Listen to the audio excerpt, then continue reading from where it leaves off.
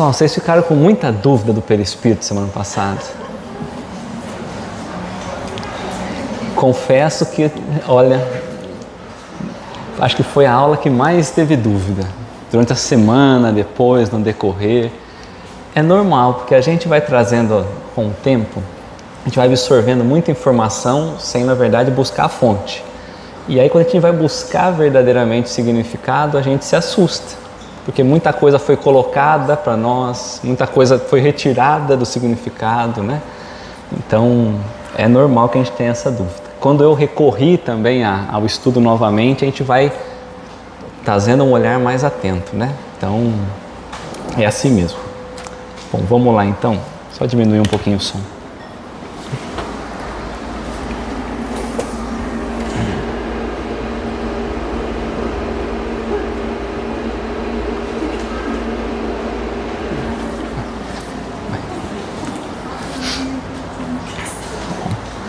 Bom, então, nós estamos no capítulo 1 dos Espíritos. Estão ouvindo normal aí? Tá. Então, nós estamos falando do Espírito, vamos lembrar disso, né? Sobre o perispírito. O que é perispírito? Então, vamos lembrar. Nós falamos que é uma palavra que foi construída por Kardec. Então, quando a gente vai buscar uma referência do que significa o perispírito, eu preciso buscar nas obras de Kardec, que é quem construiu e trouxe essa palavra para nós. Outros espíritos trouxeram depois outros significados, mas precisa buscar na fonte de quem construiu e ofereceu a palavra para a gente. Então nós falamos do prefixo do peri, sendo em torno ou em volta do espírito, né? Então, para a gente poder continuar, eu queria relembrar um pouquinho, ler as duas questões anteriores. A questão 95, que é a que nós vamos estudar hoje, ela vai tirar bastante dúvida, até por questão de alguns textos complementares. Mas é importante que a gente leia a 93, que nós estudamos, e a 94, tá? Então, a 93, todo mundo está aberto? 93. O espírito propriamente dito nenhuma cobertura tem, ou seja, nada vai envolver o espírito, ou como pretendem alguns, está sempre envolto numa substância qualquer. Então aqui nós vamos lembrar que Kardec está confirmando o que os espíritos estavam trazendo para ele. Quando ele vai trazer alguém pretende, alguns pretendem, eram os espíritos falando, certo? E ele vai perguntar, está sempre envolto? Então nós já falamos que sempre o espírito só existe com o perispírito e vice-versa. Tudo bem? Então lembra que não existe eu imaginar um perispírito sem espírito e nem pensar num espírito sem perispírito. Então o espírito nunca vai perder o perispírito, isso não existe. Tudo bem? Porque é o entorno do espírito. Para o espírito existir, eu preciso ter um perispírito, tá? Ele vai trazer como resposta: envolve-o uma substância vaporosa para nós encarnados, mas ainda bastante grosseira para eles, os espíritos. Nós trouxemos destaque o ainda, porque um dia o nosso envolvimento fluídico, o que está em volta do espírito, ele tende a deixar de ser tão denso, tão grosseiro e ser mais fino. Certo? Assas vaporosas, entretanto, para poder elevar-se na atmosfera, ou seja, para permitir uma elevação e transportar-se aonde queira. Então, o perispírito é o responsável pela mobilidade do espírito. Tudo bem? Ele é leve, mais leve do que as forças da gravidade, digamos assim, para que ele possa se elevar tranquilamente, que ele não tenha uma resistência que o prenda ao solo. Esse é o perispírito, tá bom? E Kardec colocou na nota dele explicando por que ele construiu esse termo a partir de um termo biológico. Envolvendo o germe de um fruto, há o perisperma, que é aquela membrana fina em torno do fruto que nós trouxemos. Do mesmo modo, um envoltório que, por comparação, se pode chamar perispírito, envolve o espírito propriamente dito. Então Kardec vai trazer que a comparação dele está no perisperma do fruto, perispírito, dentro da doutrina espírita, tá bom? E aí o Kardec perguntou para os espíritos, tudo bem, já entendi, o espírito, aquele que a gente falou que é uma chama, uma centelha, uma fagulha, né? Ele tem então um envoltório de uma substância qualquer, que nós não sabemos que tipo de substância é, mas que não é a matéria bruta. Ela é semimaterial, lembra disso que nós falamos. Então não é uma matéria bruta, é uma substância qualquer, vaporosa. Vamos pensar num vapor d'água. A gente passa a mão, a gente não consegue nem ver às vezes, não cria resistência para nós. É esse o envoltório. De onde tira o espírito o seu envoltório semimaterial? Então quem tira, quem produz, quem modela? O próprio espírito. Na pergunta está claro para a gente. E aí os espíritos vão responder da onde sai então o perispírito. Do fluido cósmico universal, de cada globo. Então nós falamos que o fluido cósmico universal, ele está presente em todo o universo. Então em qualquer local do universo, em qualquer ponto que se descobre a mais do universo, tem fluido cósmico universal. E que ele faz parte do princípio espiritual ou material? Material. Não é a matéria bruta, mas vem do princípio material. Fluido cósmico universal. Então tira do fluido cósmico universal de cada globo. Razão porque não é idêntico em todos os mundos. Então em cada globo que o espírito vai reencarnar, ou que ele vai nascer, ele retira daquele globo as propriedades para aquela substância que vai ficar em torno do espírito. Em cada globo é diferente os elementos, porque senão precisaria ter diversos tipos de mundos. Poderia ser um mundo só habitável, acabou e pronto. Cada um tem as suas propriedades, as suas características. Passando de um mundo a outro, o espírito muda de envoltório como mudais de roupa. Eu abro o guarda-roupa, pego um outro perispírito e vou? Não, eu mudo no sentido de alterar. Cada dia eu estou com um tipo de roupa, cada dia eu estou com uma roupa diferente. Não que eu tiro, como ele é fluídico, como ele é vaporoso, eu vou alterando ele com os elementos do dia a dia. E aonde que está a força de modelar isso? Nós já estudamos também, no pensamento. Então, fazendo uma correção, quem ontem veio na palestra, só para a gente não ficar um pouquinho perdido. Ontem foi falado um equívoco. Aonde está o pensamento? No corpo? No cérebro? No espírito? No espírito. Então, jamais o pensamento tem a sede no cérebro.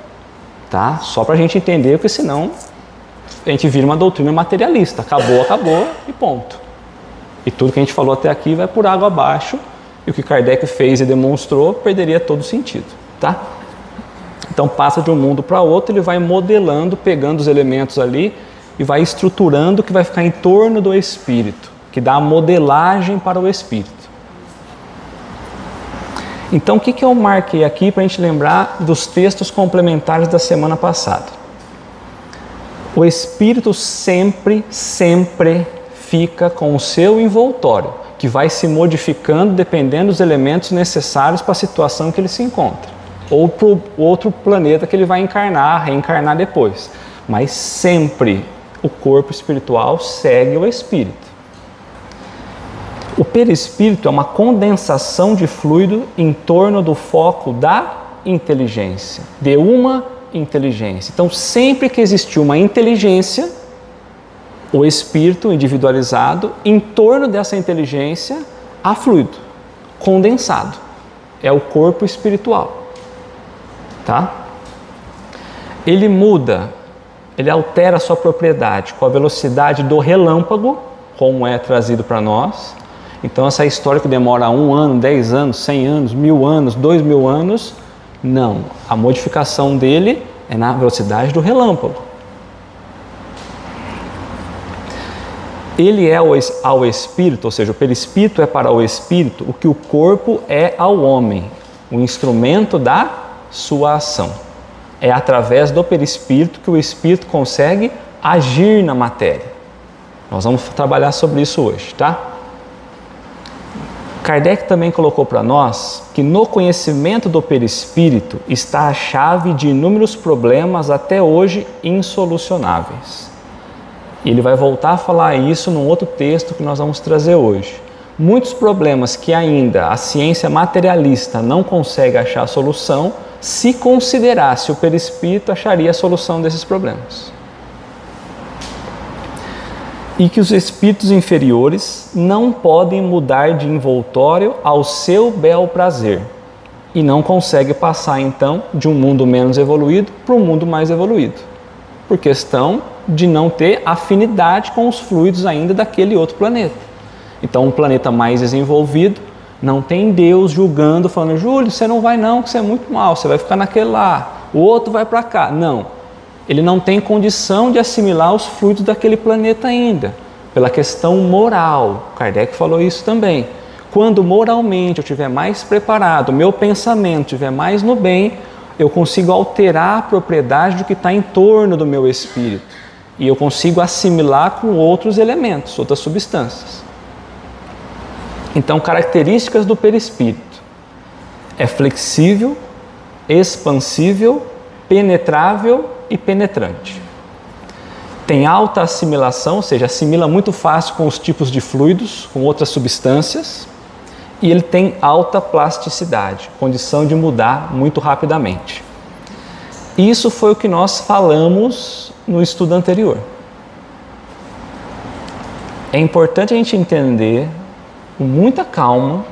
Eu cheguei em casa, eu confesso que eu fui assistir de novo, eu falei: será que ficou muito confuso?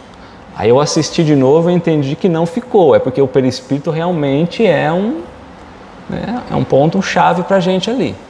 Então a gente tem que entender o perispírito, porque toda manifestação, tudo que nós vamos trabalhar daqui para frente, depende do entendimento do perispírito. Tudo bem? Então vamos entrar na questão 95.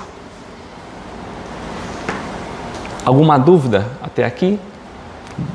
Deixa no final, às vezes a gente esclarece no final. Não, hoje não vai ter dúvida, gente. Hoje vocês vão ver.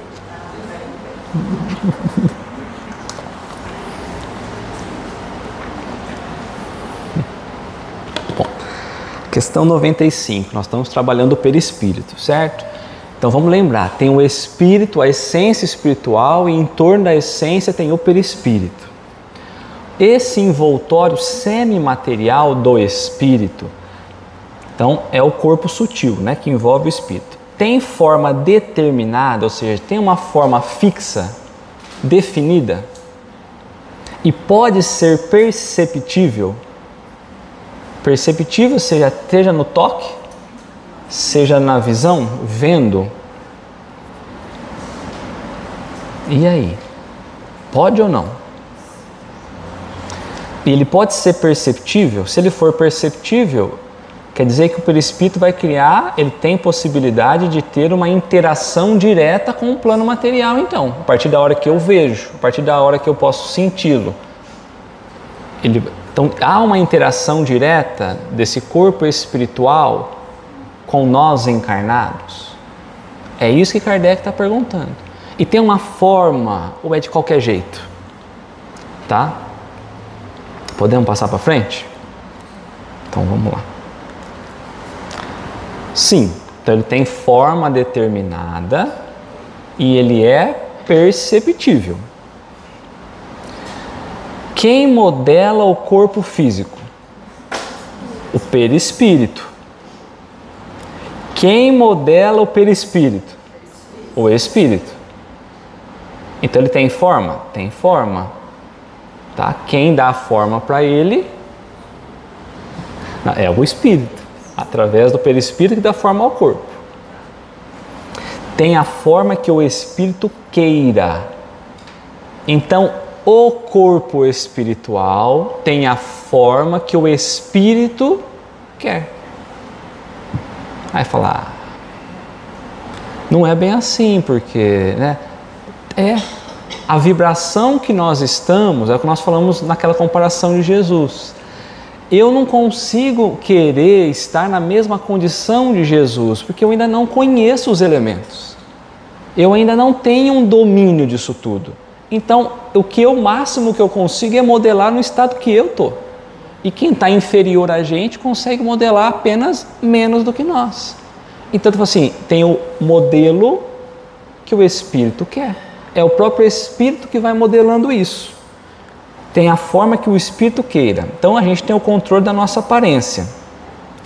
Se eu desejar assumir uma forma, eu consigo assumir essa forma. Vamos pensar no Espírito desencarnado.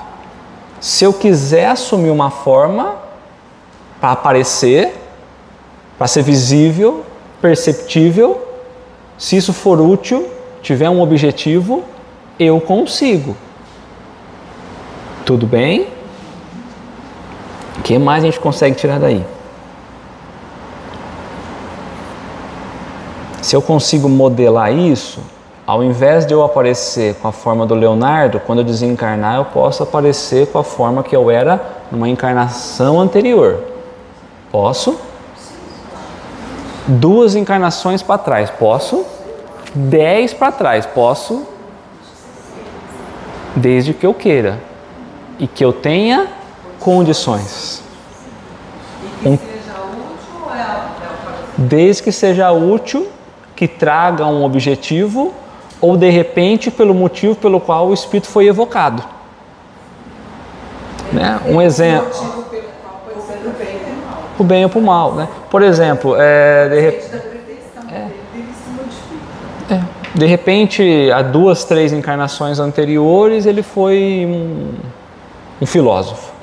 E aí ele já veio outra encarnação como sem conhecimento nenhum, assim, no sentido de no anonimato. Quando vou fazer a evocação, eu vou evocar quem? O filósofo, porque o anonimato eu desconheço. Quando ele se apresenta, ele não vai apresentar assim, não, eu era o filósofo, hoje eu sou o Sebastião. Não, porque há a fotografia mental que naquele momento a gente está evocando aquela condição. O perispírito se altera na forma de um relâmpago, ele apresenta daquela forma. Mais novo um pouquinho, está tudo certo, mas daquela forma. Então ele consegue fazer essa alteração.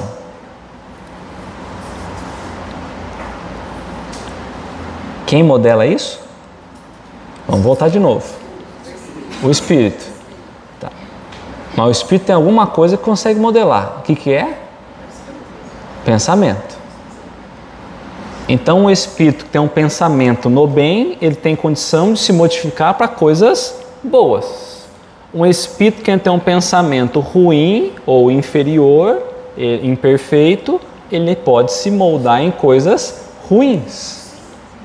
Então não tem como a gente pensar numa transgressão ou num progresso pulando etapas. O Espírito vai progredindo e tudo isso é normal. Não tem como eu pensar em ser melhor do que eu sou porque eu estou no meu limite. Aquela história de, se eu quisesse ser melhor eu seria, eu sou assim porque eu quero. Não, é porque eu consigo ser assim. Porque se eu já conseguisse ser diferente, eu já era diferente. Você ia perguntar, Júlio?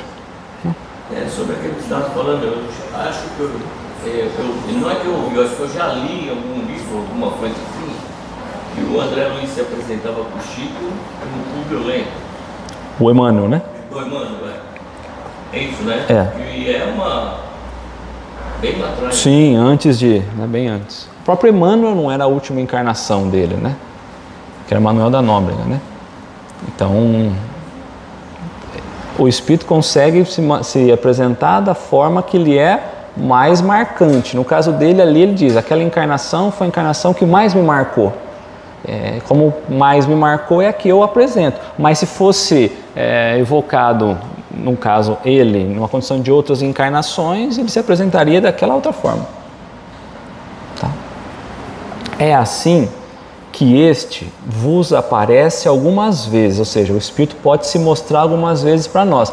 Alguém já viu, de repente, sem querer, querendo, um Espírito? Não é forma, estou vendo a Cidinha assim certinha. Alguém já viu? Algumas pessoas já viram. Então, ele se apresenta com a forma que ele quer se apresentar, né? Algumas vezes. É possível? É possível. Várias pessoas conseguem, não todas, mas tendo a faculdade desenvolvida, consegue o ver, o perceber. Pode falar. É possível que ele se apresente com a aparência de outra pessoa? Vamos chegar lá.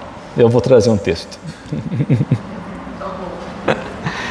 Quer em sonho, quer no estado de vigília, e que pode tomar forma visível. Ou seja, eu posso estar dormindo e em sonho esse espírito se apresenta da forma que ele quiser. Pode ser que eu esteja no estado de vigília normal, consciente, e eu o veja, e ele está projetando para o espírito dele daquela forma. Pode ser que mediunicamente eu também o veja, e ele se apresenta daquela forma que ele se coloca, que ele quer se apresentar. Tudo bem? Então está dizendo, olha, tanto faz. Pode estar dormindo, pode estar consciente, acordado, tanto faz.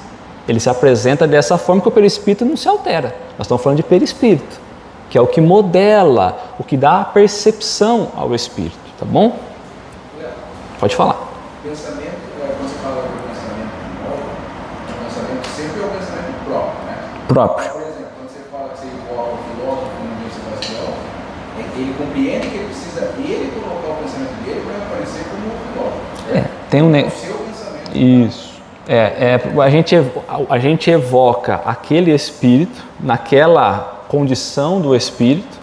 E existe um negócio que chama, esse é o nome, fotografia do espírito.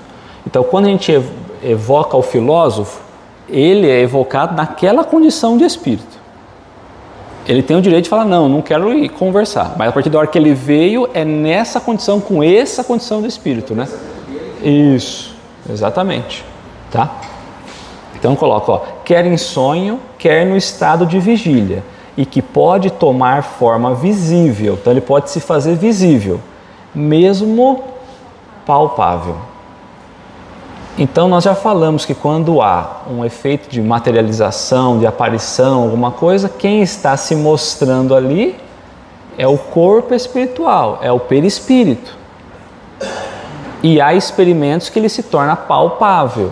Nós vamos entender por quê. Porque se ele é substância, se eu altero algumas substâncias, eu consigo transformar aquilo em algo mais consistente.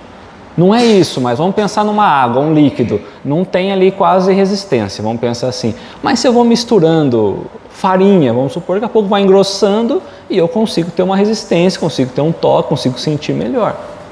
É a gente só trazer para o dia a dia. Se é substâncias, se é partículas, se a gente altera a condição dessa substância ou partícula, muda a questão da condição de aparição e tudo mais. Tudo bem?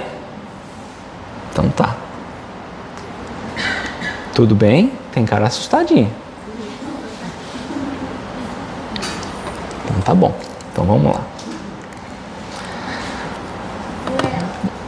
Se o espírito ele tem a condição de se mostrar 2, 3, né, essa encarnação lá antes, então o espírito, quando desencarna, ele tem acesso a todas as reencarnações dela? Vamos lá.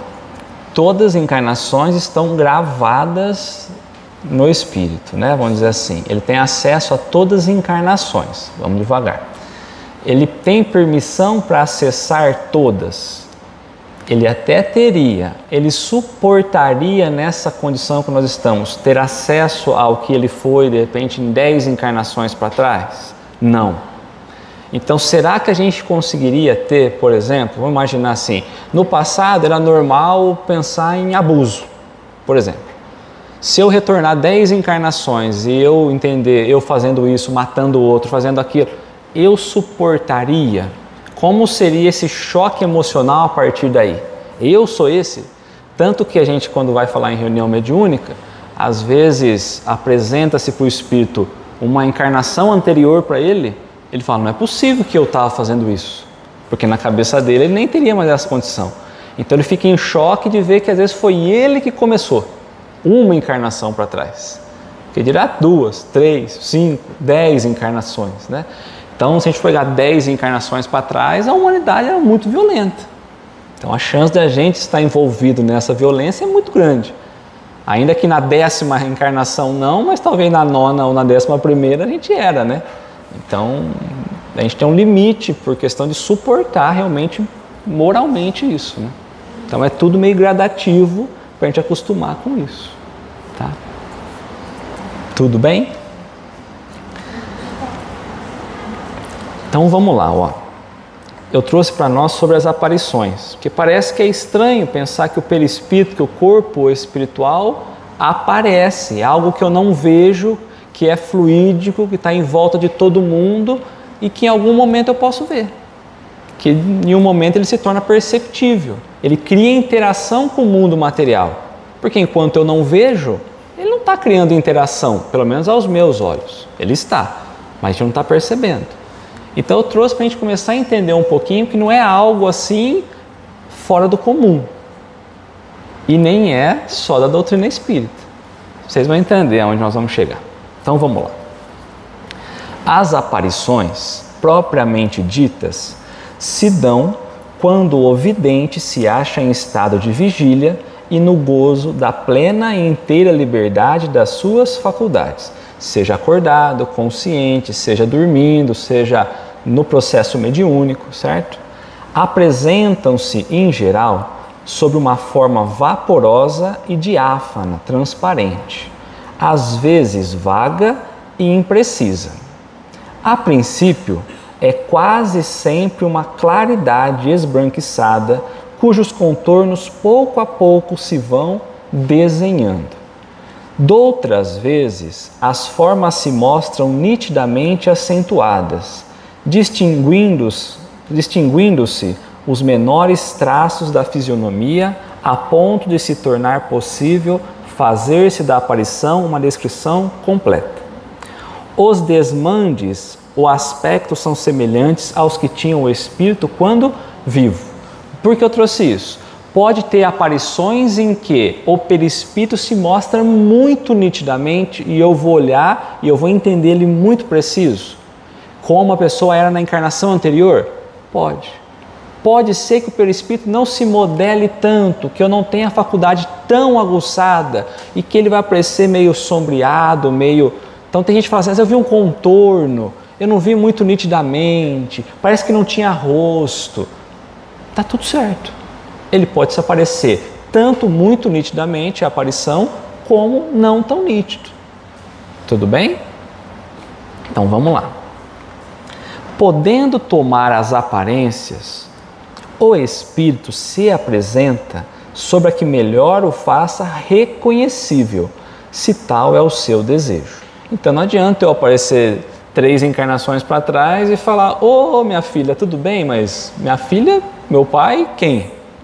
Né? Então tem toda essa questão. Então, se tal é o desejo. Assim, embora como espírito nenhum defeito corpóreo tenha, ele se mostrará estropiado, coxo, corcunda, ferido com cicatrizes, se isso for necessário à sua prova de identidade. Então, o perispírito, o perispírito, ele está machucado? Não. Ele está, às vezes, como ele colocou, com cicatrizes, corcunda, alguma coisa, coxo? Não. Mas a pessoa era assim. Então, de repente, ela usava bengala. Mas, poxa, tá mancando ainda? Tá precisando? Não, mas se não for, talvez não seria reconhecido. A vida inteira foi assim. Né? Tá? Aí vai trazer o exemplo do Esopo aqui, que ele era um filósofo lá no passado, né? Então ele era disforme, tinha deformidade no corpo. Por exemplo, como espírito, ele não é disforme. Porém, se o evocarem como Esopo, ainda que muitas existências tenham tido depois da quem assim se chamou, ele aparecerá feio e corcunda com os seus trajes tradicionais. Vamos lembrar da fotografia do espírito. Então, se eu faço a evocação desse espírito, ele se apresenta dessa forma. Vamos supor que se eu pudesse evocar Jesus, ele viria de que forma?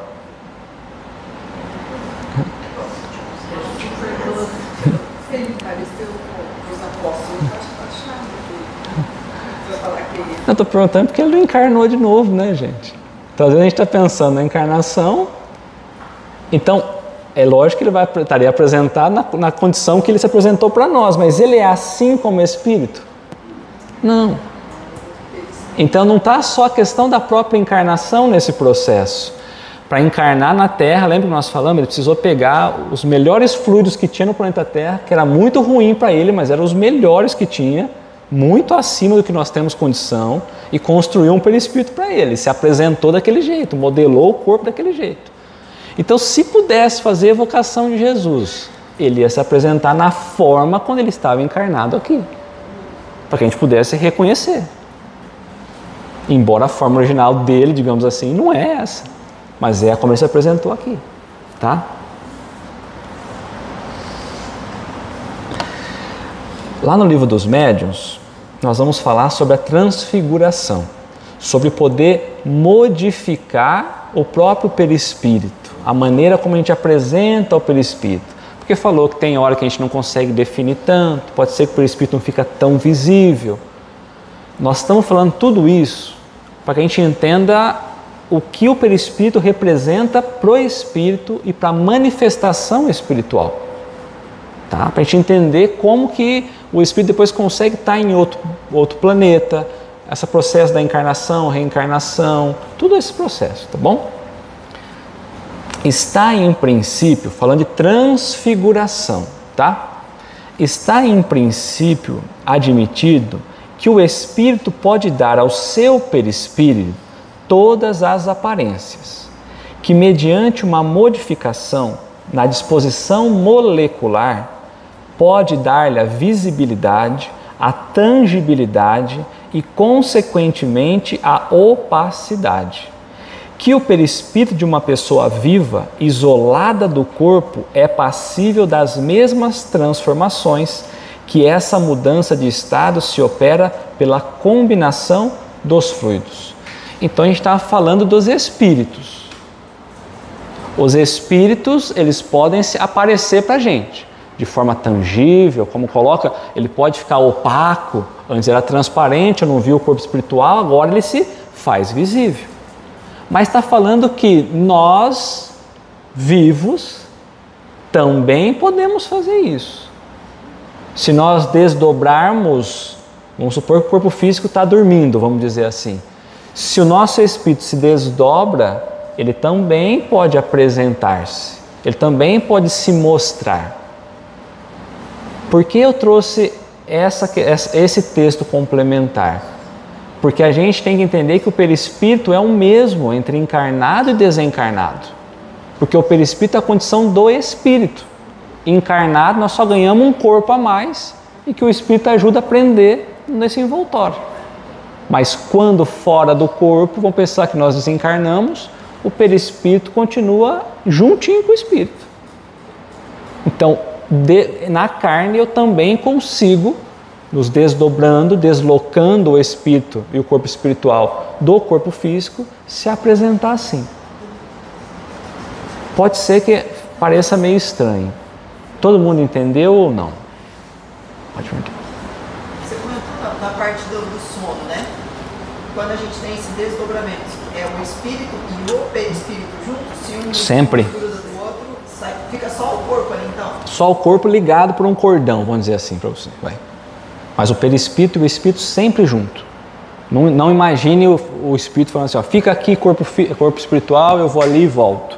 É uma coisa só. Tá? Não existe espírito sem perispírito, nem perispírito sem o espírito. Se eu fosse deslocar o espírito, eu não teria nem o espírito nem o perispírito. É junto, uma coisa só. Tá? É como se a gente pensasse assim, eu consigo pensar num corpo físico sem a pele? Vamos pensar num envoltório, da carne mesmo assim. Não, então quando eu olho o corpo, é como se eu estivesse pensando mesmo, a pele em volta, protegendo o interior e tudo mais. Eu não conseguiria tirar a pele e falar, eu vou ali, deixar a pele aqui e depois eu volto, por exemplo. Não é isso, mas para a gente só entender um pouquinho, tá? Então ele está trazendo que a gente consegue, tanto desencarnado quanto encarnado, fazer essa aparição, se demonstrar o corpo espiritual. Tá. Com a aparência atual. Com a aparência atual.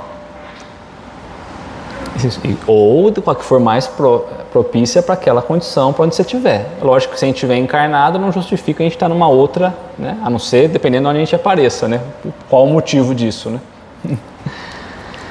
Então o texto continua, ó. Figuremos agora o perispírito de uma pessoa viva. Então vamos pensar na pessoa que está viva. Nós estamos vivos. Tem um perispírito envolvendo o nosso espírito. Então não isolado, ou seja, ele não se deslocou, ele não desdobrou. Todo mundo está vendo eu, Leonardo, corpo físico, tem um espírito aqui, vamos pensar assim, tem um perispírito aqui. Eu não vou desdobrar, eu vou continuar falando com vocês. É esse o exemplo que está falando agora. Porque desdobrar está tudo bem, o corpo espiritual vai até o local e tudo mais. Só em espírito a mesma coisa, é o corpo espiritual. Agora, nós aqui, conscientes, é isso que ele está falando agora para nós. Ó. Figuremos agora o perispírito de uma pessoa viva, não isolado, mas irradiando em volta do corpo de maneira a envolvê-lo numa espécie de vapor. Então, o que é o perispírito? Lembra que é um vapor? É um aglomerado de substâncias, de fluidos em torno do espírito. Então imagina eu, Leonardo. Lembra que nós falamos que nós podemos, através do pensamento, o espírito se irradia para diversos locais, que a gente tem um negócio que a gente fala que é a expansão perispiritual. Então o que ele está falando? Imagina agora que eu, Leonardo, posso expandir o meu perispírito aqui. É o que ele está trazendo para nós. E que em torno do Leonardo há vaporzinho. Em torno de todo mundo há um vapor, que é o corpo espiritual, do espírito. E todo mundo tem esse vaporzinho. É isso que ele está falando. Kardec não usa aura, né? Vamos para o perispírito. O vaporzinho, é o perispírito. Nesse estado, ou seja, eu ampliei o meu perispírito, né? Expandi o perispírito. Passível se torna das mesmas modificações de que o seria se o corpo estivesse separado. Ou seja, mesmo que eu estivesse sem o corpo físico, ou ele em repouso, ou porque eu desencarnei, eu aqui, normal, consciente, o meu perispírito traz as mesmas funções. Não muda nada. Perdendo ele a sua transparência, o perispírito, tá? O corpo pode desaparecer, tornando-se invisível, ficar velado como se mergulhado numa bruma. O corpo físico pode desaparecer. Lembra na introdução, quando eu trouxe um exemplo, que hoje em dia tem uns box modernos de banheiro, que você fecha a porta, o que é transparente fica branco, e aí a hora que você abre ele fica transparente?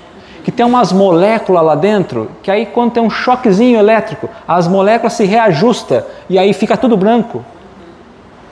Uai, por que a gente não pode também fazer isso?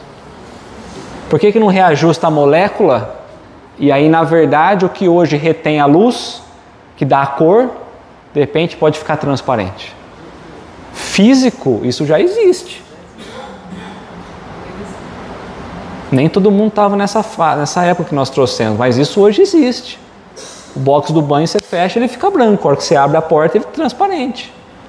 É reajustar a molécula. É o que ele está falando. Perdendo ele a sua transparência, o corpo pode desaparecer, não ficar visível, não é que sumiu, eu não vejo mais o corpo. Tornar-se invisível, ficar velado como se mergulhado numa bruma, numa neblina, num nevoeiro. Se a gente acionar aquelas maquininhas de fumaça também que tem nas festas, coisas, a gente some também, né? Vamos pensar nisso, né? Porém, então, o perispírito muda de aspecto, fazer-se brilhante, se tal for a vontade do espírito, e se esse dispuser de poder para tanto. O que é poder? Capacidade, evolução, conhecimento, se ele tiver condição. Então, se ele tiver poder para isso, se ele puder fazer isso, pela elevação dele, pelo conhecimento da lei de Deus, ele faz. Por que a gente não faz? Porque a gente não sabe. Nós não temos poder. Os ninjas fazem. O ninja dá certo, joga a bomba ninja e some. Então vamos continuar. Um outro espírito, combinando seus fluidos com os do primeiro, poderá a essa combinação de fluidos imprimir a aparência que lhe é própria, de tal sorte que o corpo real desapareça sobre o envoltório fluídico exterior, cuja aparência pode variar à vontade do espírito. Esta parece ser a verdadeira causa do estranho fenômeno e raro, cumpra-se de passagem, cumpra-se diga, da transfiguração. De alguém se transfigurar e apresentar com outra forma. Então pode ser que nessa expansão desse perispírito, esse nevoeiro que vai acontecendo, um outro espírito pode, através da vontade, imprimir nova forma. Então eu estou olhando, mas na verdade a forma que o perispírito tomou ali é que o outro espírito colocou. Tem que ter permissão, vai assimilar fluidos. Então lembra que é possível assimilar muito rapidamente a condição fluídica? É normal. Isso nós estamos falando de física. E espiritualmente também. Você vai para um laboratório, você consegue assimilar diversas substâncias ali e alterar a forma como se apresenta. Rearranjo molecular. Espiritualmente também. Então é o perispírito que permite isso. Não muda nada, a gente vai viver do mesmo jeito sem se transfigurar. Mas só para a gente entender o quão importante é esse elemento para o espírito, tá? Então, quem se transfigurou? Transfiguração, negócio de perispírito, desse envoltório fluídico, desse negocinho aí de vaporzinho, isso aí é coisa da doutrina espírita e é tudo louco, não é? Quem se transfigurou? Jesus se transfigurou? Sim? Então vamos ver como que está relatado em um dos evangelhos de Marcos, a transfiguração de Jesus. Eu pulei só a primeira parte que ele vai trazer, vai abreviar, vai trazer, anunciar, né? Então, Marcos capítulo 9, de 1 a 9. Eu coloquei de 1 a 10 porque depois vale a pena para o gancho que eu vou trazer, mas é de 1 a 9 a transfiguração de Jesus. O que nós falamos de possibilidade do perispírito, Jesus trouxe para nós. Então não tem nada de doutrina espírita que nós estamos falando. É lei natural. E 6 dias depois, Jesus tomou consigo Pedro, Tiago e João, 3 discípulos, e os levou sós, em particular, a um alto monte, e transfigurou-se diante dele, se apresentou de outra forma para eles. Nós vamos ver que a maioria das vezes que Jesus apresentava fenômenos físicos, que não é o caso da transfiguração, mas que tivesse um fenômeno físico, os 3 estavam lá. Os 3 discípulos estavam lá. Talvez porque eles doavam alguma substância, mais lá para frente a gente vai estudar, necessária para isso. Agora vai começar a falar o que aconteceu com Jesus. Está lá na Bíblia isso aí. E as suas vestes tornaram-se resplandecentes, extremamente brancas como a neve, tais como nenhum lavadeiro sobre a terra as poderia branquear. As roupas, a maneira como a gente via as vestes do Espírito, não é as vestes de Jesus, física. Ficou branca, uma luz brilhante, que ele estava trazendo a condição da expansão perispiritual dele. Lembra que nós falamos que no sol esses espíritos grandiosos se unem e irradiam de lá? A união deles é justamente a questão, acho que 1011. Então imagina quão branco era, né? Imagina Jesus regulando para não deixar ninguém cego ali, né?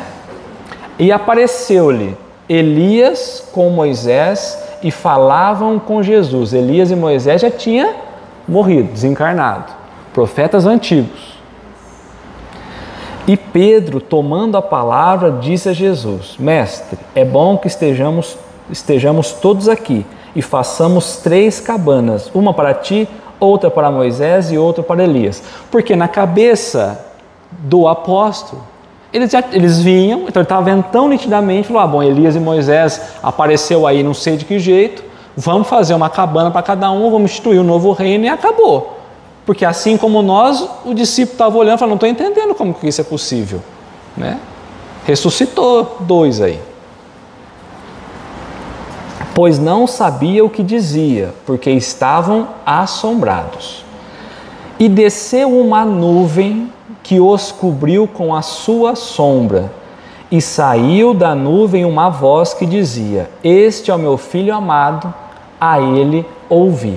Então, naquele momento em que uma comunicação de voz direta é um fenômeno mediúnico, não tem importância para nós aqui, mas por isso precisava dos 3 discípulos que tinham ectoplasma para poder fazer isso. Então, os espíritos conseguem juntar substâncias e simular a voz humana. Então, você já ouviu alguma voz e você olha e não tem ninguém? É os espíritos conseguindo falar. Só que não era mediúnico, todo mundo que estivesse ali ia ouvir. Tá? Então, o próprio Evangelho está dizendo, os discípulos não sabiam o que diziam. Então, não é doutrina espírita. Precisa pedir para outras denominações explicar isso aqui. Né? E desceu uma nuvem que os cobriu com a sua sombra, e saiu da nuvem uma voz que dizia, este é o meu filho amado, a ele ouviu. Ou seja, a partir de agora, ignora tudo que você já ouviu até aqui, e o que Jesus disser, nós vamos seguir com Jesus. É o Novo Testamento. Tá? E subitamente, tendo olhado em redor, ou seja, o que é subitamente? De uma hora para outra, rápido. Tendo olhado ao redor, ninguém mais viram, senão só Jesus com eles. O perispírito todo preparado de Jesus, expandido, na velocidade do relâmpago, vão voltar e não tem mais essa aparição. Não está mais projetado no perispírito isso. E descendo eles do monte, ordenou-lhe que a ninguém contasse o que tinha visto, até que o Filho do Homem, ou seja, Jesus, ressuscitasse dentre os mortos. Ou seja, quando ele aparecesse novamente, as aparições de Jesus, que é da mesma forma. Quando Jesus aparece, é o corpo espiritual de Jesus que se mostra. Não vamos pensar que Jesus voltou de corpo físico e tudo mais.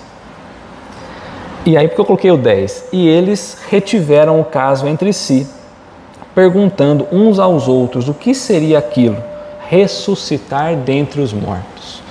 Ou seja, aquela época não era possível explicar isso. Era preciso que a nova revelação viesse, a doutrina espírita viesse, para explicar o que Jesus havia trazido. O Evangelho está dizendo, não era possível aos discípulos compreender, não tinha elemento. Hoje a gente fala do box e a gente ainda está tentando entender como que é possível isso acontecer. Mas a gente já está vendo isso. Imagina lá atrás. Então é preciso dar tempo para que as coisas sejam reveladas. Tá? Então quando a gente vai lá na Gênesis, Kardec vai explicar justamente como funciona a transfiguração no caso de Jesus. Como a doutrina espírita vai explicar esse acontecimento. Tá? Então ele vai contar, né? 6 dias depois, tendo chamado à parte Pedro, Tiago e João, Jesus os levou consigo a um alto monte afastado e se transfigurou diante deles. Enquanto orava, o seu rosto pareceu inteiramente outro. Então, quando a gente busca a tradução correta, a gente vê que altera um pouquinho. O rosto dele se transformou. Suas vestes se tornaram brilhantes, luminosas e brancas como a neve. Como não há pisoeiro na terra que possa fazer alguma tão alva, ou seja, tão branca. E eles viram aparecer Elias e Moisés. Então apareceu do nada, não é que eles vieram caminhando, apareceram do nada. A entreter palestra com Jesus, conversa com Jesus. Então disse Pedro a Jesus, Mestre, estamos bem aqui, façamos 3 tendas, uma para ti, outra para Moisés e outra para Elias. É que ele não sabia o que dizia, tão espantado estava. Ao mesmo tempo apareceu uma nuvem que os cobriu, e dessa nuvem uma voz partiu, fazendo ouvir essas palavras. Este é meu filho bem-amado, escutai-o. Logo olhando para todos os lados, a ninguém mais viram, senão a Jesus, que ficará a sós com eles. Quando desciam do monte, ordenou-lhes ele que a ninguém falasse do que tinha visto, até que o Filho do Homem ressuscitasse dentre os mortos. E eles conservaram em segredo o fato, inquirindo um dos outros o que teria ele querido dizer com as palavras, até que o Filho do Homem tenha ressuscitado dentre os mortos. Então, eu trouxe para a gente ler de novo, porque eu fui buscar em Marcos exatamente como Kardec trouxe para nós como referência. A gente percebe pouca mudança do original. Então agora ele vai explicar para a gente. É ainda nas propriedades do fluido perispiritual, do fluido que compõe o perispírito, que se encontra a explicação deste fenômeno. A transfiguração de Jesus é explicada pelo perispírito. A transfiguração, explicada no capítulo 14, item 39, é um fato muito comum que, em virtude da irradiação fluídica, pode modificar a aparência de um indivíduo, mas a pureza do perispírito de Jesus permitiu que seu espírito lhe desse excepcional fulgor. Então, a condição perispiritual de Jesus era muito maior, mas os elementos que ele tinha ali possibilitou ele fazer dessa forma, nessa magnitude. Então, o item que Kardec trouxe é o 39, que eu coloquei em vermelhinho. Ó. Podendo o espírito operar transformações na contextura do seu envoltório perispiritual, podendo alterar o seu perispírito, os fluidos do perispírito, e irradiando-se esse envoltório em torno do corpo, qual atmosfera fluídica, pôde produzir-se na superfície mesma do corpo um fenômeno análogo das aparições. Ele pôde fazer essa aparição.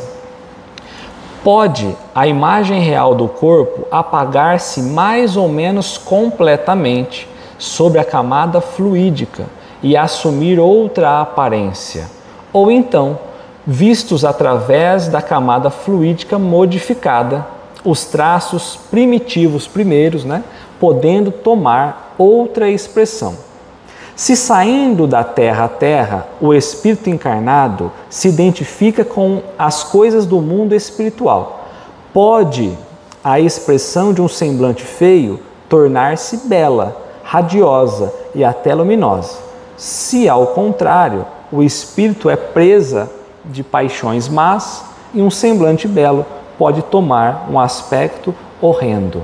Então ele está trazendo para nós que se o espírito é mais elevado, ainda que ele está preso às questões da matéria, saindo do terra a terra, ele pode apresentar algo belo, diferente de um espírito que ainda é inferior, que ele vai tentar se mostrar e ele vai se mostrar de forma horrenda, porque ele não tem condição. Então ele está trazendo aqui por que Jesus conseguiu fazer dessa forma, o que todos nós conseguimos, de forma diferente. Tá? Então, aspecto horrendo. É importante a gente falar nisso. Não é difícil a gente encontrar em reuniões mediúnicas, por exemplo, espíritos que estão numa condição horrenda, que eles se apresentam de repente como deformados, que eles se apresentam como se fossem animais. Como isso é possível? Se eles nunca foram animais. Se apresentam com chifre. Se eles nunca tiveram chifre. Modificação do perispírito. Mas como eles modificam o perispírito? Então, vamos lá, de novo. Quem modifica, quem modela o perispírito? O pensamento. Então eles pensam que eles são aquilo. Ou querem se apresentar, mas o pensamento está fixo e contínuo naquilo. Ou às vezes até num processo de um outro espírito tentando influenciar ele, como muitas pessoas influenciam os encarnados mesmo, né?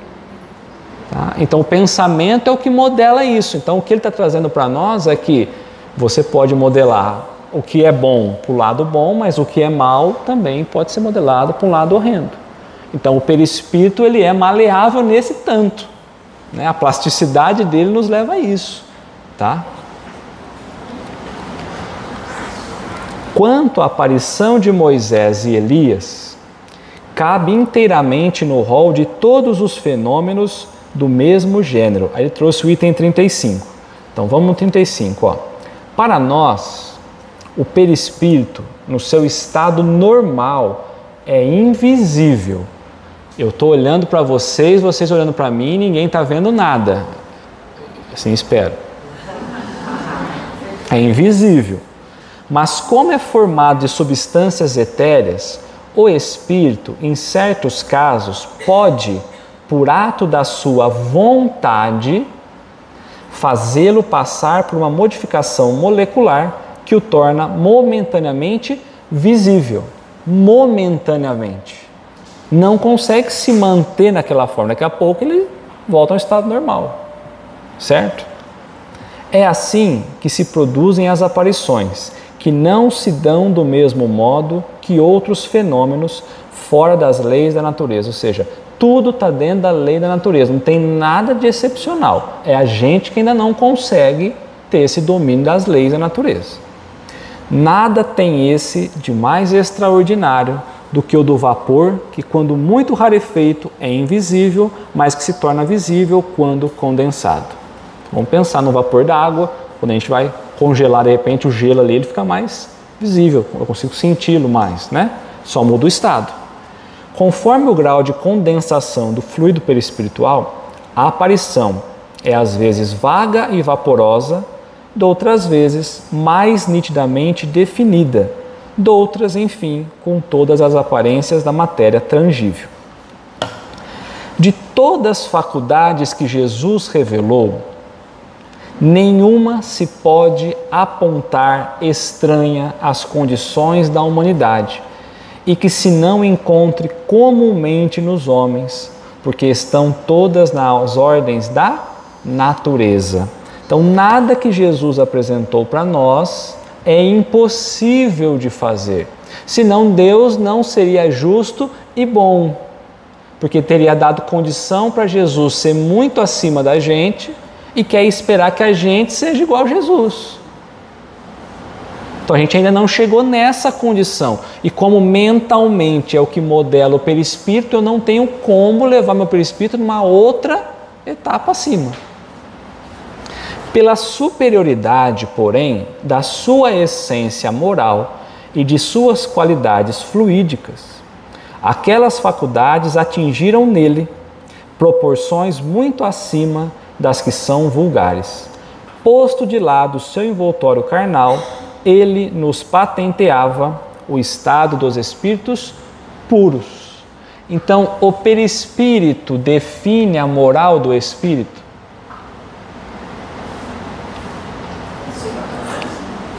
O perispírito define a moral do espírito?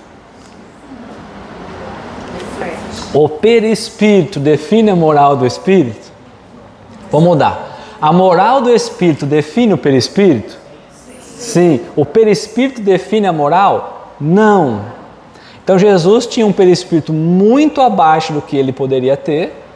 Então, quando ele está liberto das propriedades da matéria no planeta encarnado, quando ele retorna à condição dele, ele continua sendo espírito puro. Então, ele conseguia fazer aquilo porque ele conhecia das leis, ainda que num ambiente muito restrito de elementos para ele fazer. Então, não vamos nem pensar e nem entrar na história de transformei água em vinho, não transformei no suco de uva, não vou nem pensar. O Ivan fez uma palestra uma vez sobre isso. Será que modificando as moléculas ali eu conseguia chegar a alguma coisa diferente? Fisicamente, se a gente usa a questão nuclear, na alteração molecular eu consigo. Agora, a quantidade de energia que eu preciso para fazer isso é um absurdo. Jesus tinha. Então, para nós parece algo impossível. Mas para quem consegue conhecer as leis divinas e já tem condição de utilizar, consegue fazer. O que para nós parece milagre, e não existe milagre na doutrina espírita, é explicado através do perispírito.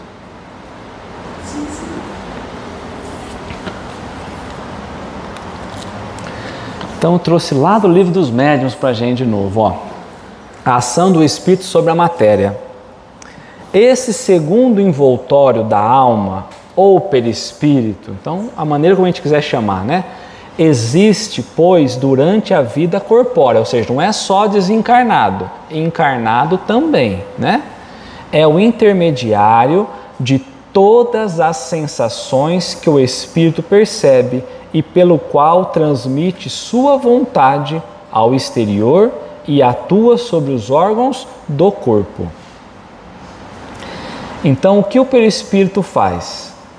Ele é o meio de todas as sensações, é ele que capta todas as sensações do plano material e transfere ao espiritual, e é ele que capta também as questões espirituais e transfere para o material. Ele é um meio disso tudo, certo? Qual transmite a sua vontade ao exterior. Então, quando o espírito, quem pensa, o espírito, ele quer levar a partir da sua vontade, transmitir a sua vontade, transmitir o seu desejo, porque está fora, ou seja, para o corpo físico, quem faz isso? Perispírito. Então, o espírito quer se movimentar. Quem vai levar o movimento, a vontade do espírito, é o perispírito, que vai transferir isso para o corpo físico. E aí o corpo físico se movimenta. Porque quando a gente desencarna, o corpo parou, não mexe mais. Porque você teve o desligamento perispiritual. O perispírito não está mais ligado, o espírito não está mais ligado. Ainda que eu quiser mexer o corpo, não mais. Então é pela vontade, pelo pensamento do espírito, que o perispírito, que esse meio do caminho possibilita eu interagir no plano material. Movimentar o corpo que seja. Só que se eu trago as sensações, também é ele que vai levar todas as experiências e as sensações do mundo físico para o espírito. Corpo espiritual sente raiva? O corpo. Porque se ele sentir, quando a gente morrer, ficou tudo no corpo. Não tem mais raiva, não tem mais egoísmo, não tem mais orgulho, não tem mais nada. Aí uma encarnação só dá e basta, porque a gente chega do outro lado purinho. Não. Então, as sensações de tudo que a gente está vivendo, é o espírito que está recebendo isso. E quem leva é o perispírito. Então, cuidado. Não, essa história de estar armazenado no perispírito não existe. Porque, inclusive, há espíritos que vão forçando a gente, modelando a gente. Bom, eu dei um outro exemplo, mas não quero trazer esse exemplo, porque às vezes a pessoa vai viajar na questão, não tem base, né? Não, porque não vai ter base. Então, às vezes você tem um espírito sendo influenciado por outro espírito desencarnado, e aí se a gente for pensar nas formas que ele vai tomando, então teria sumido toda a memória dele. Um exemplo, se a memória está ali no perispírito, se de repente o espírito se apresenta sem cabeça, ele perdeu a memória? Mas a memória que estava guardada tudo em volta, né, do espírito, a memória. Aí se eu arranquei um pedacinho do perispírito que é fluídico, eu perdi aquele pedacinho da memória ali? Não. Se a gente está alterando toda hora os componentes do nosso corpo espiritual, não pode estar armazenado ali, porque não estaria se alterando e perdendo todo o tempo. Então o armazenamento está no espírito. O perispírito está trazendo isso para o espírito.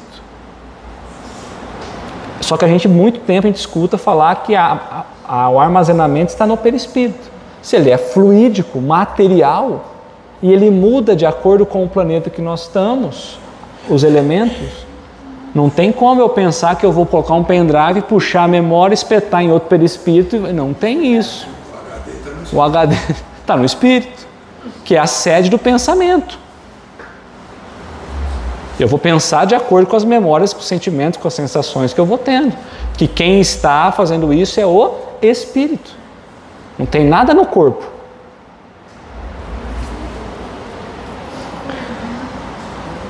Para nos servirmos de uma comparação material, diremos que é o fio elétrico condutor que serve para a recepção e a transmissão do pensamento. É, em suma, esse agente misterioso, imperceptível, conhecido pelo nome de fluido nervoso, também é conhecido como fluido nervoso ou perispírito, que desempenha tão grande papel na economia orgânica e que ainda não se leva muito em conta nos fenômenos da fisiologia e das patologias, né, dos patológicos, ou seja, para as doenças. Tomando em consideração apenas o elemento material ponderável, apenas o corpo físico, a medicina, na apreciação dos fatos, se priva de uma causa incessante de ação. Não cabe aqui, porém, o exame desta questão. Somente faremos notar que no conhecimento do perispírito está a chave de inúmeros problemas até hoje insolucionáveis. Então, se tudo está no perispírito, adianta eu cuidar, vamos entender, adianta eu cuidar só do corpo físico? Adianta eu, de repente, ir para dentro de tratar apenas as questões de comportamento social? Adianta eu falar que o meio que eu estou vivendo é um meio que me oprime, que isso, que aquilo, e aí eu vou querer solucionar o meio? É o espírito. Enquanto a gente não olhar para o espírito como sendo a base de tudo, a gente não vai conseguir extrapolar o mundo material. Por isso que fala, às vezes a gente vive num mundo materialista mais do que a gente pensa. Às vezes a gente está trabalhando apenas as questões do mundo material. Então eu deveria assim, bom, eu, Leonardo, tenho tal doença. O que será que tem me levado a ter essa doença? Qual é a vibração que eu tenho feito que tem alterado a constituição do meu perispírito e que o meu perispírito tem transferido para o meu espírito ou para o meu corpo, vice-versa. Porque senão a gente fica tentando achar a solução apenas material. Então a gente precisa extrapolar um tanto quanto isso e entender que o nosso problema está no que nós somos. Eu, espírito. Por isso que Kardec diz, Santo Agostinho diz, conheça-te a ti mesmo. Conheça o que você é, porque o que você é o que você pensa. A gente já ouviu muito isso, porque o nosso perispírito é modelado pelo pensamento. Uma imagem bem emblemática disso é quando o Luiz está tratando o André Luiz na maca. Na maca. Que ele está dando passe, ele retira. Está retirando a doença que levou ele a óbito. Isso. Exatamente. Então, bom, vamos seguir aqui. Peraí. Tudo certo até então? Que o corpo não pensa, que o corpo não sofre. Então, a matéria inerte é insensível. Então vamos lá. Alguém desencarnou. Se eu for lá e passar, cortar, rasgar um bisturi, alguma coisa assim, bem, vamos pensar uma coisa bem chocante. O corpo sente alguma coisa? Não. Então quem sente tudo é o espírito. Está vendo como a gente muda a perspectiva do negócio? O corpo é só um instrumento, é só um meio. Tanto de eu me movimentar, de manifestar e de receber. A matéria inerte é insensível. Isto é um fato positivo. Só a alma experimenta as sensações do prazer e da dor. Então, todo prazer e toda dor, quem está recepcionando isso é o espírito. Durante a vida, toda a desagregação da matéria repercute na alma, que recebe daí uma impressão mais ou menos dolorosa. É a alma que sofre e não o corpo. Este não é senão um instrumento da dor. A alma é o paciente. Após a morte, estando o corpo separado da alma, ele pode ser impunemente mutilado, pois não sente nada. Estando a alma isolada dele, não recebe nenhum dano na desorganização desse último. Ela tem suas sensações próprias, cuja fonte não está na matéria sensível. Onde é a fonte? O espírito. O perispírito é o envoltório fluídico da alma, da qual ele não está separado nem antes nem depois da morte, e com a qual ele constitui uma unidade, pois um não se pode conceber sem a outra. Durante a vida, O fluido perispiritual penetra o corpo em todas as suas partes. Lembra que ele é penetrável e penetrante? Em todas as suas partes, e serve de veículo às sensações físicas da alma. É igualmente por seu intermédio que a alma age sobre o corpo e lhe dirige os movimentos.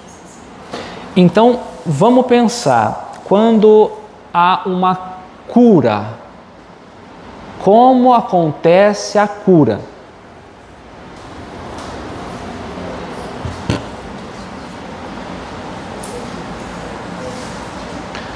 Vamos pensar que o perispírito está um pouquinho desorganizado, porque a gente está com algum problema em alguma parte. Então está ali naquela parte desorganizada. O que vai acontecer é uma organização perispiritual naquela região, para que o perispírito possa começar a refletir essa organização, e aí o corpo absorve isso, e automaticamente o espírito também. Então, vamos supor que nós ferimos o corpo físico. Automaticamente a gente fere o perispírito?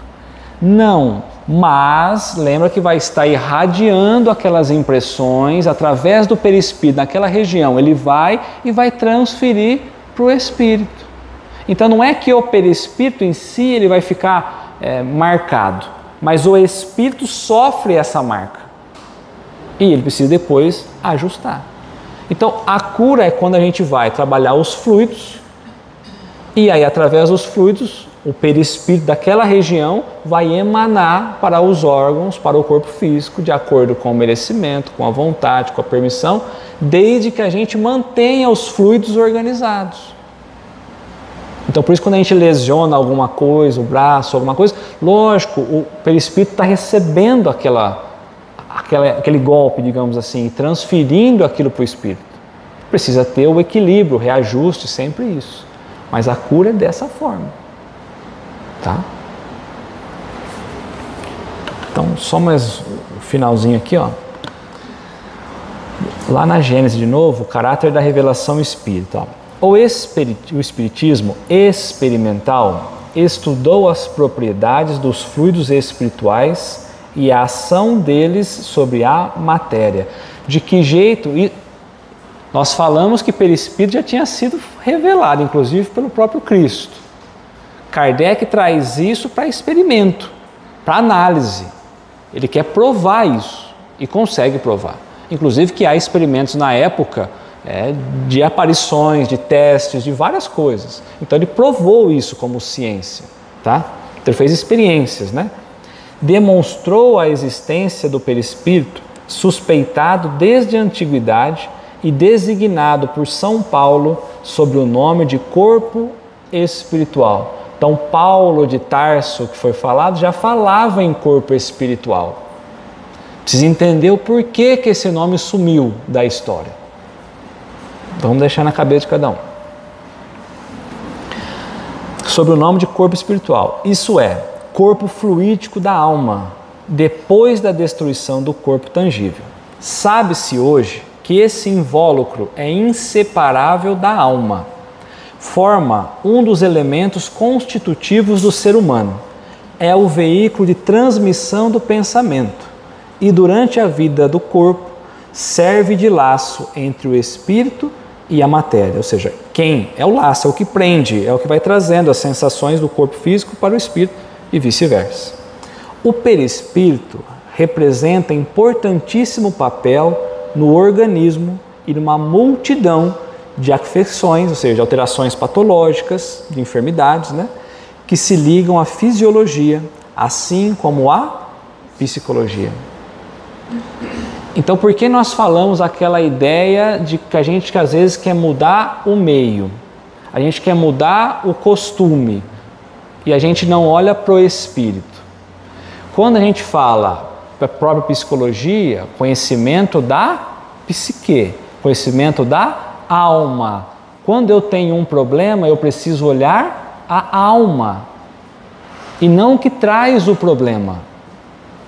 Eu preciso olhar o meu espírito. É que nós, na nossa condição, nós ainda não temos muita coragem de olhar para a gente, no sentido do espiritual. Então, é o que ele está dizendo, o dia que a psicologia entender que todos os problemas estão no espírito e eu ultrapassar a questão materialista, ou seja, do mundo, está resolvido tudo no mundo, quando a medicina, a fisiologia, ao invés de tratar só o corpo, tratar o espírito, nós vamos conseguir ter uma visão muito diferente. Então, o perispírito traz a solução de diversos problemas que hoje nós ainda não conseguimos. Vamos pensar na quantidade de doenças que existem que ainda não têm soluções. A solução talvez estaria no entendimento do espírito. Porque, por exemplo, eu posso, de repente, não gostar de uma pessoa e ficar vibrando, não aguento mais essa pessoa é isso, a pessoa é aquilo, a pessoa não sei o quê, a pessoa não sei o quê. E eu vou estimulando esse tipo de pensamento. Esse pensamento, ele vai aonde? Quem modela o perispírito? Pensamento. Então, se eu fico falando daqui de um, lá do outro, se eu fico trazendo tudo o que eu estou trazendo, eu estou modelando o perispírito, uma hora ou outra isso transfere. Então a gente percebe que se a gente fosse um pouquinho melhor, nós ainda não somos, porque a condição espiritual nossa ainda é essa. Nós teríamos diversos problemas solucionados, tanto da questão moral, da própria alma, psicológica, quanto da questão de doenças físicas, que a origem está no espírito. Tá? Vamos devagarzinho. Alguma dúvida?